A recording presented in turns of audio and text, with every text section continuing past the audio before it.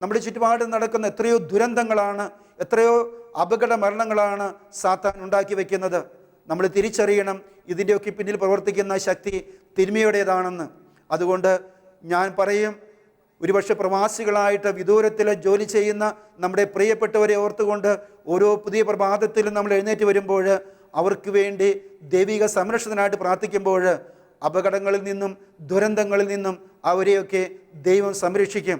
പ്രിയപ്പെട്ടവരെ, അപ്രകാരം തന്നെയാണ് പരിശുദ്ധ അമ്മയുടെ മാധ്യസ്ഥം നമുക്ക് ഒഴിച്ചുകൂടാനായിട്ട് പറ്റാത്തതാണ്.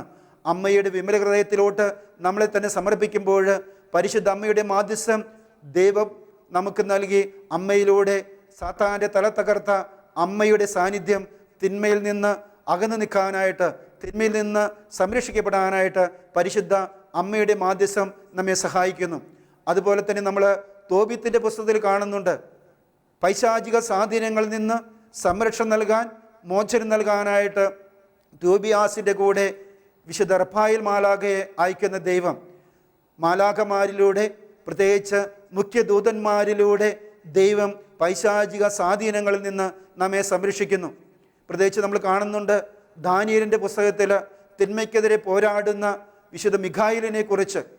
വിശുദ്ധ മിഖായേൽ ഇതാ നമ്മുടെ ജീവിതത്തിൽ വലിയ പൈശാചിക സ്വാധീനങ്ങളിൽ നിന്ന് സംരക്ഷണം നൽകുന്ന ദൈവത്തിൻ്റെ ശക്തനായ പോരാളിയാണ്. നവവൃന്ദം മാലാഖമാരിൽ 7 മുഖ്യദൂതന്മാർ സാത്താനുമായിട്ടുള്ള യുദ്ധത്തിൽ നമ്മളെ സഹായിക്കുന്നവരാണ്.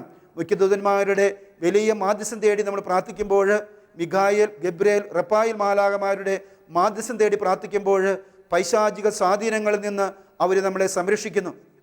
മാത്രമല്ല, നമ്മുടെ കാവൽ മാലാഖമാരുടെ മാധ്യസ്ഥം ദൈവത്തിരുസന്നിധിയിൽ ഏറ്റവും അത്യാവശ്യമുള്ള ഒരു മാധ്യസ്ഥ സഹായമാണ്. 91 സങ്കീർത്തനത്തിലൂടെ നമ്മൾ ഇപ്രകാരം കാണുന്നുണ്ട്, നിന്റെ പാദം കല്ലിൽ തട്ടാതിരിക്കാൻ അവർ തൻ്റെ ദൂതന്മാരോട് കൽപ്പിക്കും.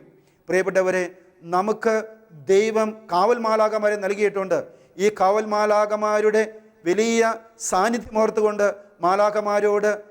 കാവൽ മാലാഖമാരോട് നമ്മൾ പ്രാർത്ഥിക്കുമ്പോൾ ദൈവത്തിൻ്റെ തിരുസന്നിധിയിൽ നിരന്തരം അവർ നമുക്ക് വേണ്ടി പ്രാർത്ഥിച്ചുകൊണ്ടിരിക്കുകയാണ്. പിതാവിൻ്റെ തിരുമുഖം കണ്ട് നിരന്തരം പ്രാർത്ഥിക്കുന്ന ഈ മാലാഖമാർ നമുക്ക് വേണ്ടി ദൈവത്തിരുസന്നിധിയിൽ പ്രാർത്ഥിച്ചുകൊണ്ടാണ് ഇരിക്കുകയെങ്കിൽ, അവർ നമുക്ക് വേണ്ടി മധ്യസ്ഥം വഹിച്ചുകൊണ്ടാണ് ഇരിക്കുന്നതെങ്കിൽ തീർച്ചയായിട്ടും പൈശാചിക സ്വാധീനങ്ങളിൽ നിന്ന്, അപകടങ്ങളിൽ നിന്ന്, ദുരന്തങ്ങളിൽ നിന്നൊക്കെ നമുക്ക് ദൈവം സംരക്ഷണം നൽകുന്നു.